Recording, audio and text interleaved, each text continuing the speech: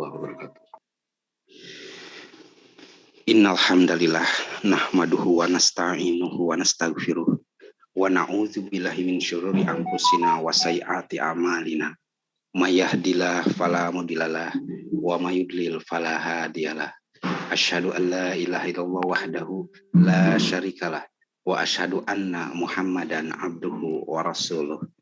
Allahumma sholli ala Muhammad wa ala alihi wa sahbihi ajma'in wa man tabi'ahu ila yaumiddin.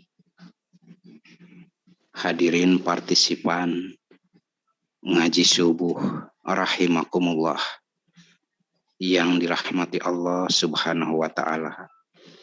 Alhamdulillah, tak terasa waktu semakin cepat berlalu.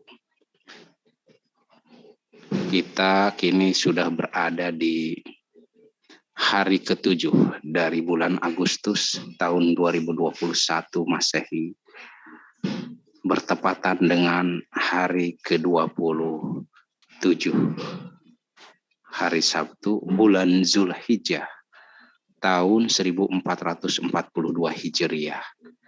Insya Allah kurang lebih 2 atau 3 hari lagi kita akan memasuki tahun baru Islam 1443 Hijriah. Insya Allah hari Ahad ya, kurang lebihnya. Senin, Selasa, berarti hari Selasa ya. Hari Selasa kita insya Allah akan memasuki 1 Muharram. Muharram itu bulan pertama. Hendaknya kita sekarang mulai membiasakan, mendidik anak-anak baik di keluarga maupun di sekolah untuk lebih mengenal lagi bulan-bulan warisan dari sahabat-sahabat Nabi yang mulia, bulan-bulan Hijriah, di samping bulan-bulan umumnya. Terima kasih bagi para orang tua, ya, terutama yang mulai melek IT dan melek musik untuk membuat semacam ice breaking lagu bagi anak-anak dalam memahami bulan-bulan Hijriah. Kalau bukan kita yang berjuang untuk lebih mengakrabkan anak didik dengan Islam, lalu siapa lagi? Berharap kepada siapa lagi? Para pejuang subuh adalah para pejuang Allah yang insya Allah akan mengawal perjalanan pendidikan negeri ini, mengawal proses edukasi dan dakwah negeri ini dengan cahaya Quran dan sunnah Nabi SAW yang termaktub di dalam banyak hadisnya. Baiklah, untuk mempersingkat waktu, kali ini saya selaku host pribumi yang membukakan room hotel kita, room majelis kita, ingin menyampaikan beberapa pengumuman. Yang pertama, bahwa untuk kegiatan kali ini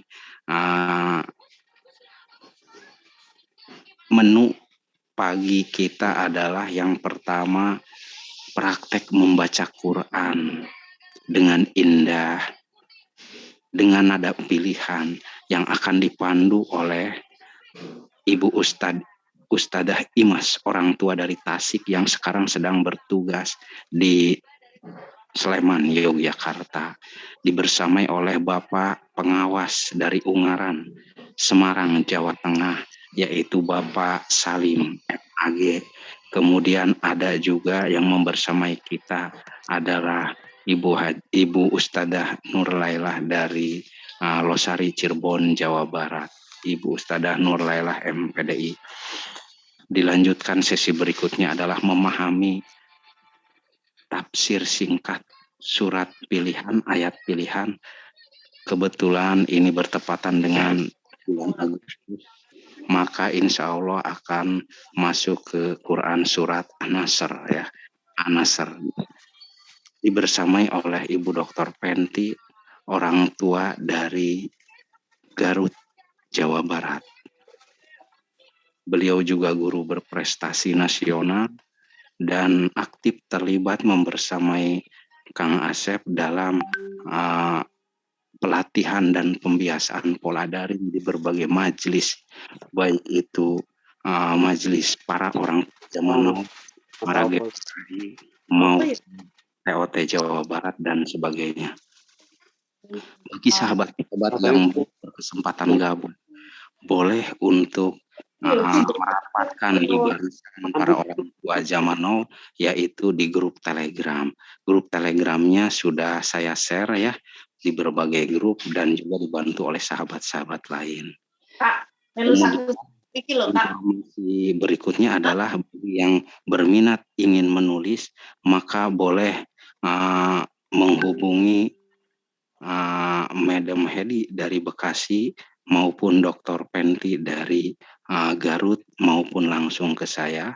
Bagi yang berminat ingin menulis ya, punya apapun cerita tentang keorangtuaan kita, tentang kelelahan kita mendidik anak, tentang kesabaran kita menghadapi masyarakat, tentang suka duka menghadapi sahabat-sahabat ngaji, sahabat-sahabat pendidik, sahabat-sahabat guru, suka dukanya bisa kita tuliskan ya, separagraf demi separagraf, lama-lama jadi satu halaman. Kalau sudah 2 halaman boleh dikirimkan ke email saya langsung, kemudian kita akan coba edit bersama dan juga kita terbitkan, lalu diurus perizinannya, terbit jadi buku insya Allah ya.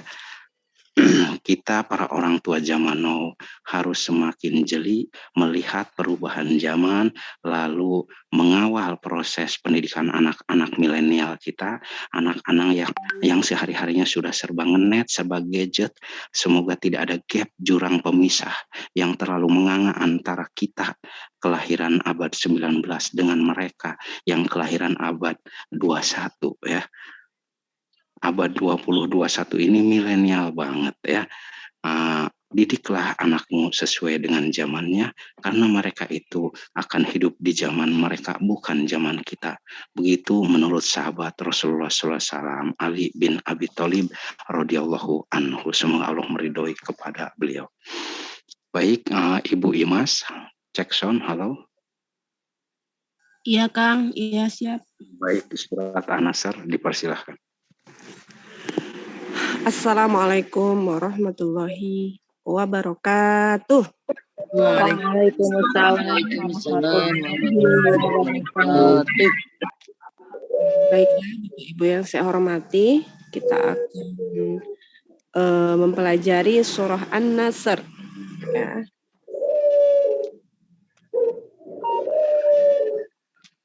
Bismillahirrahmanirrahim. Rabbi zidni ilma warzuqni fahma. A'udzu billahi minasy syaithanir rajim. 1, 2. A'udzu billahi minasy shaitonir rajim. Bismillahirrahmanirrahim. Bismillahirrahmanirrahim. Idza jaa nasrullahi wal fath. 1, 2.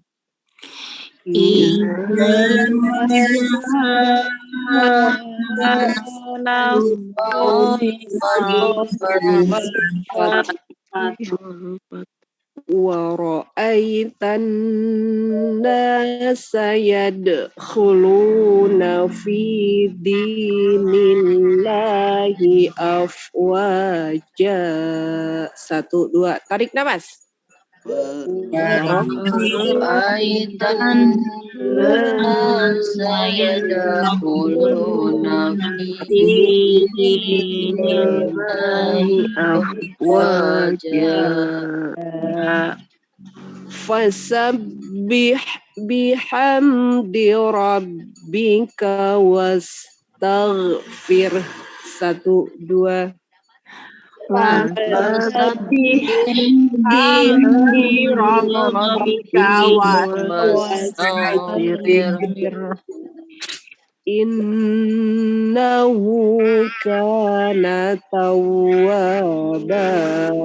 1, 2. إنه كان كان توابا. توابا. Bersama-sama dari basmalah. Bismillahirrahmanirrahim.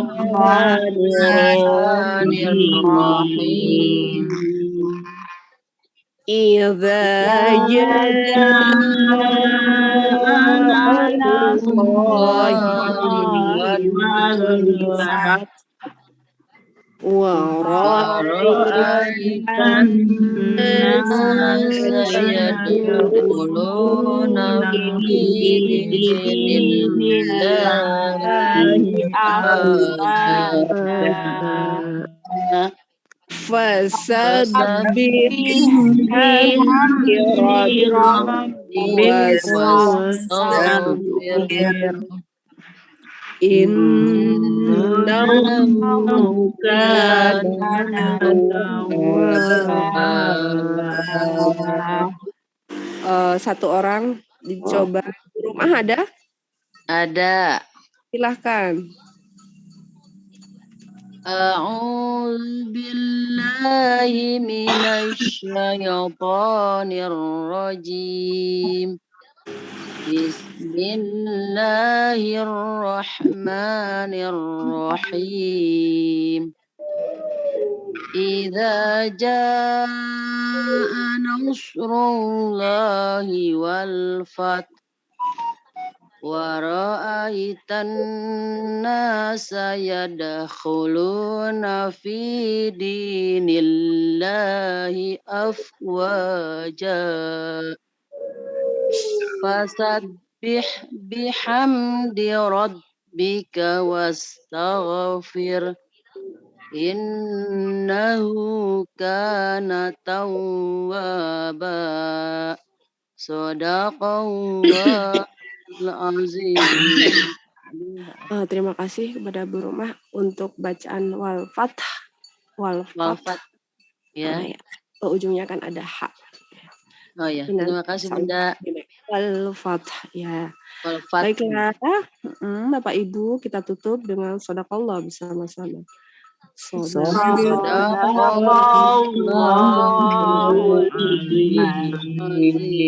kasih Bu Ustazah Imas. Warahmatullahi wabarakatuh.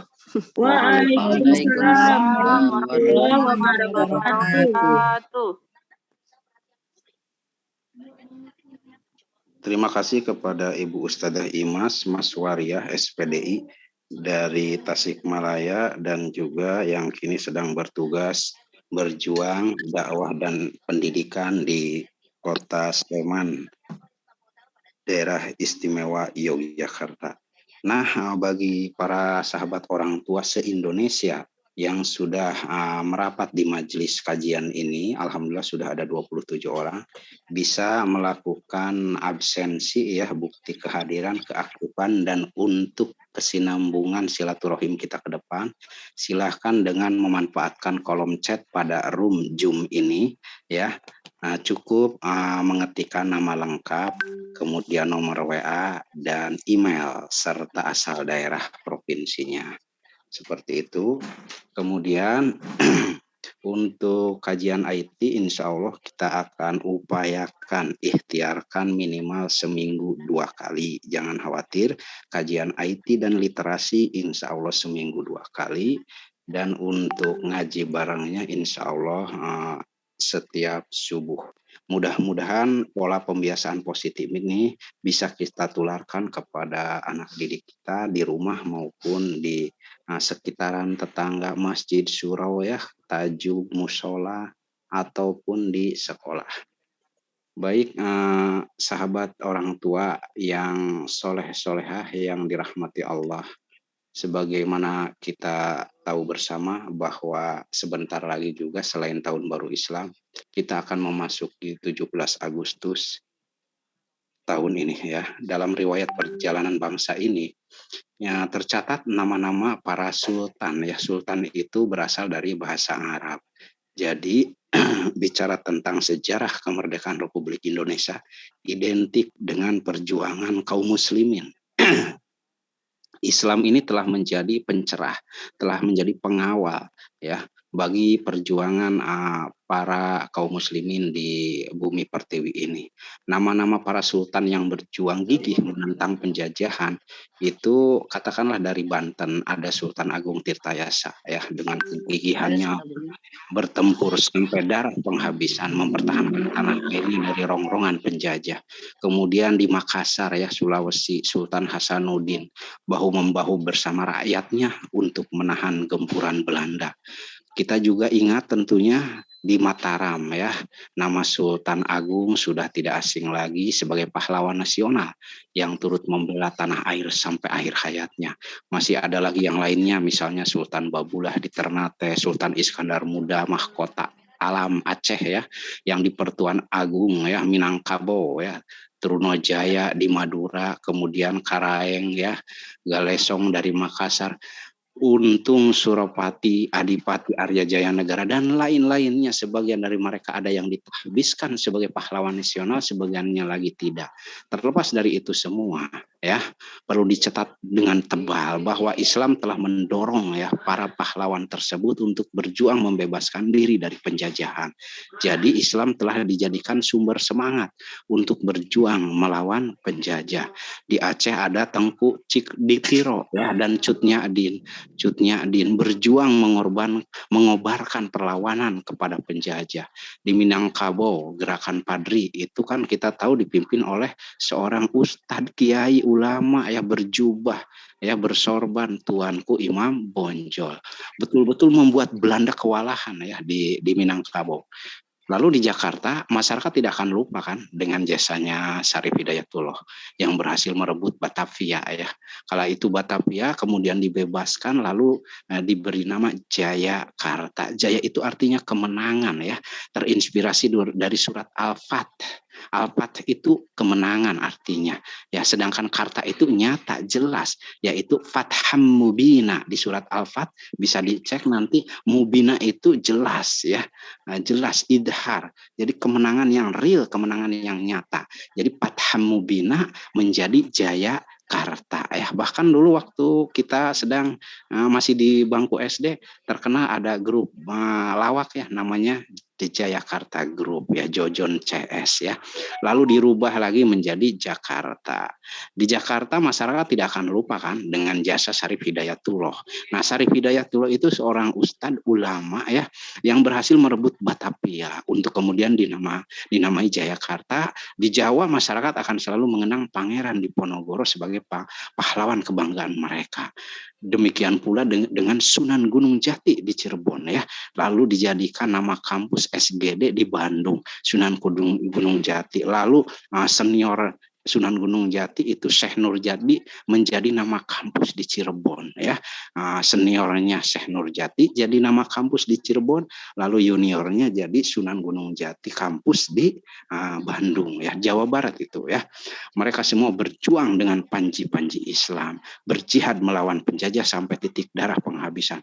Jadi kalau ada pihak-pihak tertentu yang mencoba menegasikan peran Islam dalam perjuangan dalam sejarah perjuangan bangsa ini, maka itu ahistori sekali ya, tidak sesuai dengan sejarah. Karena dalam kesejarahannya Islam dan Indonesia satu kesatuan yang utuh ya. Bahkan bendera merah putih warna itu adalah sumbangan dari para ulama ya. Warna merah dan putih warna kesukaan Rasulullah itu sumbangan dari ide para ulama. Kemudian rumah yang dijadikan proklamasi ya, tempat proklamasi di Pegangsaan Timur itu juga rumah dari saudagar Islam.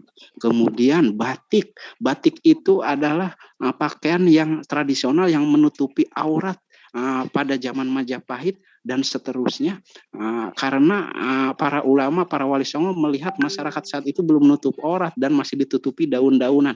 Akhirnya diadopsi daun-daunannya menjadi batik, basmalah titik batik. Ya seperti itu, hebat sekali perjuangan para ulama Islam, para kiai, para santri.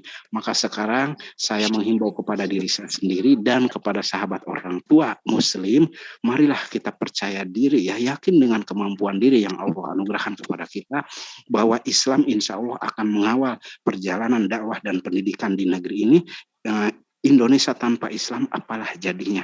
Untuk itu para ulama zaman dahulu memasukkan kata atas berkat rahmat Allah ke dalam salah satu alinea atau paragraf dalam primbul. Primbul itu pembukaan mukodimah Undang-Undang Dasar 45 ya, supaya lebih mantap lagi apa sih yang seharusnya dilakukan ya. Fasabih bihamdi rabbika wastaghfir, maka bertasbihlah, memuji Allah dan memohon ampun selalu ya, terutama di masa-masa kemerdekaan. Maka mari kita jiwai kalimat ini dengan menyimak kajian tafsir singkat dari surat An-Nasr ya, An-Nasr ya, yang akan disampaikan oleh Ibu Dr. Penti, orang tua dari Kabupaten Garut, Jawa Barat. Halo Ibu Dokter, cek sound please. Siap Kang. Oke, silahkan Ibu Dokter. Bismillahirrahmanirrahim. Assalamualaikum warahmatullahi wabarakatuh. Waalaikumsalam warahmatullahi wabarakatuh. Alhamdulillahi ala ihsanih wa syukru lahu ala taufiqihi wa amtinanih. Wa asyhadu an la ilaha illallah wahdahu la syarikalah ta'ziman li sya'nih. Wa asyhadu anna Muhammadan abduhu wa rasuluh ad-da'i ila ridwanih. Allahumma sallallahu alaihi wa ala alihi wa ashabihi wa ikhwanihi.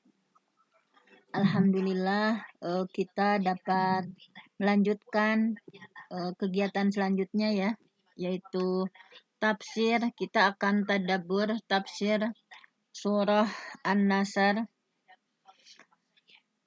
Tadi sudah kita baca bersama-sama dengan Nadaros bersama Bunda Imas, bahwa ya dari ayat pertama, idza jaa nasrullahi wal fath. Jadi surat ini termasuk surah Madaniyah, artinya diturunkan oleh Allah setelah Nabi berhijrah ke kota Madinah. Surat ini menjelaskan tentang Al-Fath, tadi ya sudah dibahas oleh Kang Founder.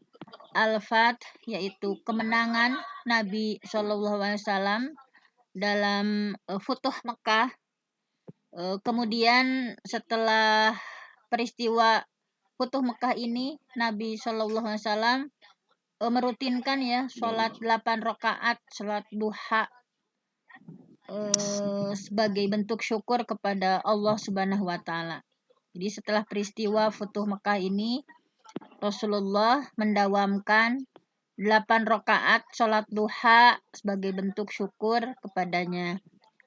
Nah, di ayat pertama kita baca tadi, iza apabila ja'a datang nasrullah, pertolongan Allah, wal fath dan kemenangan.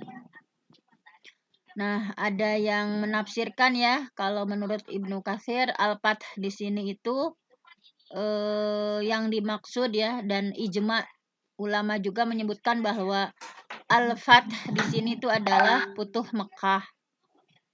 Di Futuh Mekah ketika Rasulullah mampu menaklukkan ya Futuh Mekah atau kota Mekah, yang setelah 8 tahun Rasulullah kan terusir ya dari kota Mekah. Kita tahu bagaimana perjuangan Rasulullah berdakwah di kota Mekah 13 tahun. Rasulullah berdakwah di kota Mekah itu 13 tahun, siang malam gitu ya. Ud'ullah ya ayuhan nas wa'budullah. Wahai orang-orang, wahai manusia, beribadahlah kepada Allah. Tetapi orang-orang musyrik tidak menerima dakwah Nabi Muhammad SAW. Yang akhirnya Nabi terusir ya. Rasulullah harus berhijrah. Rasulullah harus meninggalkan Mekah, kota yang sangat dicintai oleh beliau. Bagaimana perjuangan Rasul ya saat berdakwah, kalau kita kan belum ada apa-apanya. Subhanallah, Rasulullah harus meninggalkan Mekah, kota yang sangat beliau cintai. Meninggalkan tanah kampung halaman, meninggalkan banyak nostalgia ya yang ada di Mekah.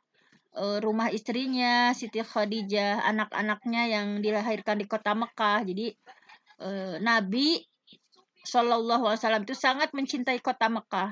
Beliau merindukan ya ingin beribadah di Masjidil Haram di hadapan Ka'bah, tetapi yaitu tadi karena kesombongan, keangkuhan, kezaliman orang-orang musyrik, mereka malah ingin membunuh Nabi Shallallahu Alaihi Wasallam. Bahkan mereka membuat sayembara itu ya yang sudah sangat populer. Barang siapa yang bisa membunuh Nabi Muhammad dan bisa membunuh Abu Bakar, maka akan mendapatkan hadiah ya sekian ratus ekor unta.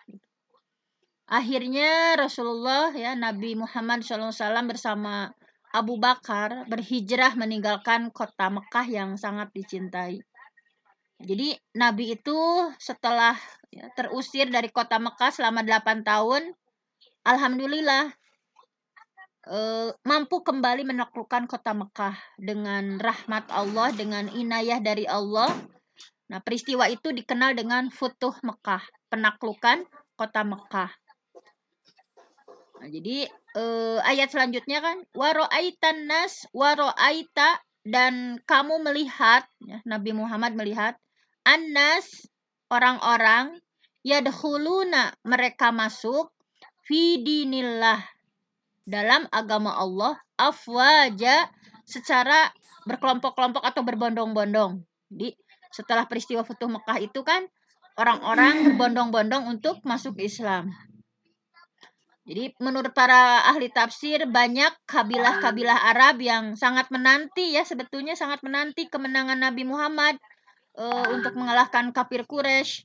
Bahkan ada salah satu kutipan bahwa sebetulnya kabilah-kabilah Arab itu pernah mengatakan seperti ini. Kalaulah Muhammad berhasil mengalahkan kaum kafir Quraisy, kalau Muhammad bisa mengalahkan kaumnya ya orang-orang kafir Quraisy, maka betul bahwa dia itu seorang nabi. Jadi mereka sudah ada persepsi seperti itu. Jadi ketika Nabi bisa mengalahkan kafir Quraisy, oh berarti betul dia itu seorang nabi. Dan ternyata benar ya, pada akhirnya Rasulullah mampu menaklukkan kota Mekah. Nah, sehingga setelah peristiwa Futuh Mekah itu banyak kabilah Arab yang masuk Islam dan membenarkan bahwa Muhammad itu adalah sebagai seorang nabi. Oleh karena itu ayat selanjutnya ya, fasabih. Nah, ini sebagai perintah Allah ya ketika kita juga di Indonesia sebentar lagi 17 Agustus ya. Itu meraih Yaumul Istiqlal, hari kemerdekaan, hari kemenangan bangsa Indonesia. Maka apa sih yang harus dilakukan ketika kita mendapatkan pertolongan Allah, kemenangan? Fasabih. Maka bertasbihlah bihamdi rabbik dengan memuji Tuhanmu. Wastagfir dan mohon ampunlah. Jadi ketika kita mendapatkan kemenangan, pertolongan dari Allah, fasabih, maka bertasbihlah bihamdi rabbik dengan memuji Tuhanmu. Wastagfir dan memohon ampunlah pada Allah. Innahu sesungguhnya dia kana tawwaba, maha penerima taubat. Jadi Allah menjelaskan tentang nikmat ya, karunia bahwa memberikan kemenangan kepada Rasulullah. Maka apa yang harus dilakukan? Allah menyuruh Nabi untuk bertasbih dengan memuji Allah. Allah menyuruh Nabi untuk beristighfar kepada Allah Subhanahu wa taala. Jadi fasabih itu bisa diartikan sucikan Allah ya, sucikan Allah Subhanahu wa taala dari segala bentuk kekurangan. Sucikan Allah Subhanahu wa taala dari berbagai bentuk kemusyrikan. Jadi ini perintah dari Allah ya. Bihamdi itu dengan mengagungkan dan memuji gitu ya. Bihamdi itu dengan pengagungan dan pujian. Dalam bahasa Arab itu memuji itu ada dua ya. Ada dua misalnya alhamdu alhamdu dengan al-madhu. Kalau alhamdu dalam bahasa Arab itu artinya memuji, menyanjung, tetapi menyanjung di sini dengan mengagungkan dan penuh rasa cinta. Jadi pengagungan dan kecintaan. Kalau al-madhu itu pujian dan sanjungan saja. Jadi tidak disertai mengagungkan dan kecintaan. Jadi makanya kita memuji Allah dengan penuh rasa mengagungkan dan penuh rasa kecintaan. Nah, sehingga ketika alhamdulillah segala puji bagi Allah itu dalam hati disertai bahwa kita sangat mengagungkan dan rasa mencintai kepada Allah Subhanahu wa taala. Fasabih bihamdi rabbik. Maka sucikanlah ya selanjutnya maka sucikanlah bihamdi rabbik dengan memuji Allah Subhanahu wa taala. Jadi selain mensucikan Allah dari berbagai bentuk kemusyrikan, mensucikan Allah dari segala bentuk kekurangan, maka harus disertai dengan pensucian tersebut ya, dengan disertai dengan pujian-pujian terhadap Allah Subhanahu wa taala. Wastaghfir, dan mintalah ampun kepada Allah Subhanahu wa taala. Setelah turun surat ini Rasulullah sering membaca ya dalam ruku dan sujudnya. Nah ini kita misalkan dalam ruku dan sujud harus bervariasi. Ini doa yang dilantunkan Rasulullah setelah terjadinya Futuh Mekah dalam ruku dan sujudnya. Subhanakallahumma rabbana wa bihamdika Allahumma gfirli. Subhanaka, maha suci engkau, Allahumma ya Allah, Rabbana Tuhan kami, wa bihamdika dengan memujimu, Allahumma ya Allah, igfirli, ampunilah aku. Jadi dari perintah fasabih bihamdi rabbika wastaghfir, Rasulullah bertasbih, beristighfar dalam ruku dan sujudnya, mengamalkan firman Allah ini ya, fasabih bihamdi rabbika wastaghfir ini dengan ucapan kita pun harus memperbanyak subhanaka Allahumma rabbana wa bihamdika Allahumma gfirli. Terakhir innahu kana tawwaba, sesungguhnya Allah Maha penerima tobat. Aqulu qauli hadza wa astaghfirullah li wa lakum. Wassalamualaikum warahmatullahi wabarakatuh. Waalaikumsalam warahmatullahi wabarakatuh.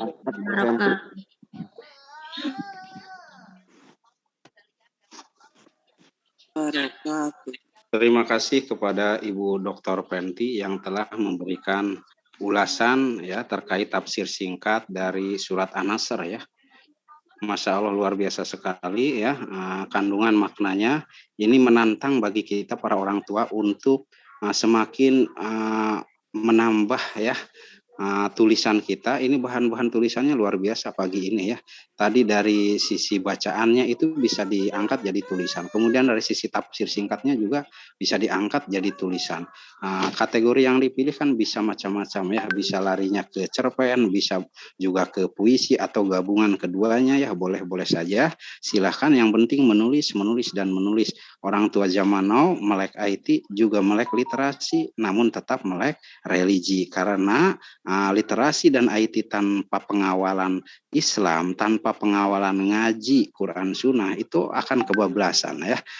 Kemudian seperti yang tadi kita ketahui bahwa kita berada di bulan Agustus ya, tentunya akan ada banyak sikap orang per orang di negeri ini dalam menyikapi Agustusan ini ya. Agustusan adalah kegiatan pesta rakyat ya dalam memperingati Hari Kemerdekaan Indonesia yang diproklamasikan pada 17 Agustus 1945. Nah, bagi yang mengharamkan peringatan hari ulang tahun tentu akan merasa kikuk dengan Agustusan ini. Sebab walau bagaimanapun pada hakikatnya ini adalah peringatan ulang tahun yang berasal dari luar ajaran Islam. Bagi yang atas peringatan kemerdekaannya tentu merasa harus turut merayakan guna menanamkan semangat kemerdekaan. Bagaimana semestinya umat Islam bersikap ya, tidak bisa dinafikan bahwa perbedaan pendapat tentang hukum merayakan Agustusan itu menyebar di tengah-tengah masyarakat Indonesia. Mereka yang umumnya sudah aktif di majelis taklim, ngaji dengan dasar ilmu dan iman, dan telah memperdalam ilmu agama Islam memilih untuk tidak ikut merayakan Agustusan karena rentan dengan pesta pora dan hura-hura khas jahiliyah. Demikian juga banyak maksiat yang ditampakkan seperti pentas musik yang mengumbar aurat, perlombaan yang memaksa lelaki berpenampilan seperti perempuan, lalu main bola dan sebagainya dengan penampilan yang lawan jenis ya, karena itu akan berbenturan dengan kesunahan Rasulullah yang tidak boleh menyerupai pakaian atau gaya lawan jenis. Nah, di satu sisi kemerdekaan berkat atas berkat rahmat Allah ya, kasih sayang Allah, di sisi lain ada pihak-pihak yang mengisi kemerdekaan dengan hal-hal yang tidak disukai Allah dan Rasulullah ya. Ada juga taruhan perjudian untuk setiap perlombaan yang dilaksanakan, naudzubillahi min dzalik.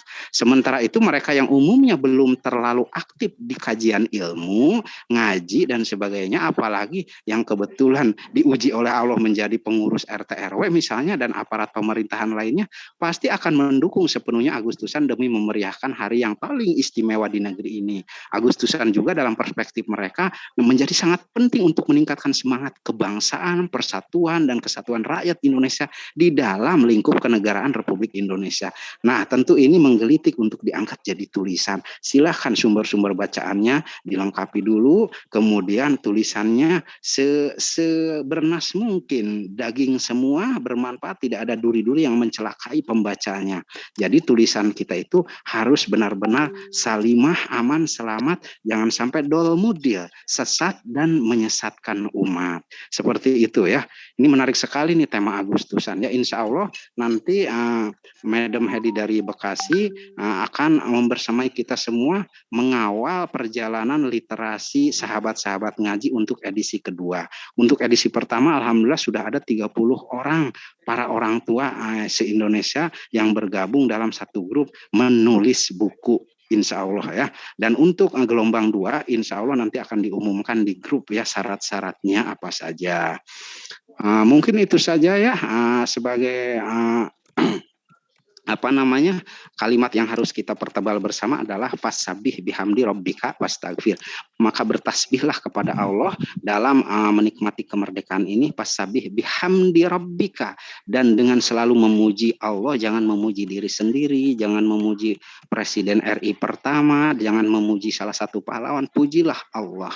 Fasabbih bihamdi rabbika wastagfir, dan memohon ampunlah, istighfar kepada Allah karena mungkin kita masih terlalu jauh dari sempurna dalam merayakan kemerdekaan ini, kurang sabaran dan sebagainya. Itu saja, usikum wa nafsi bitaqwallah faqad faza fawzan adzima. Assalamualaikum warahmatullahi wabarakatuh. Waalaikumsalam warahmatullahi wabarakatuh.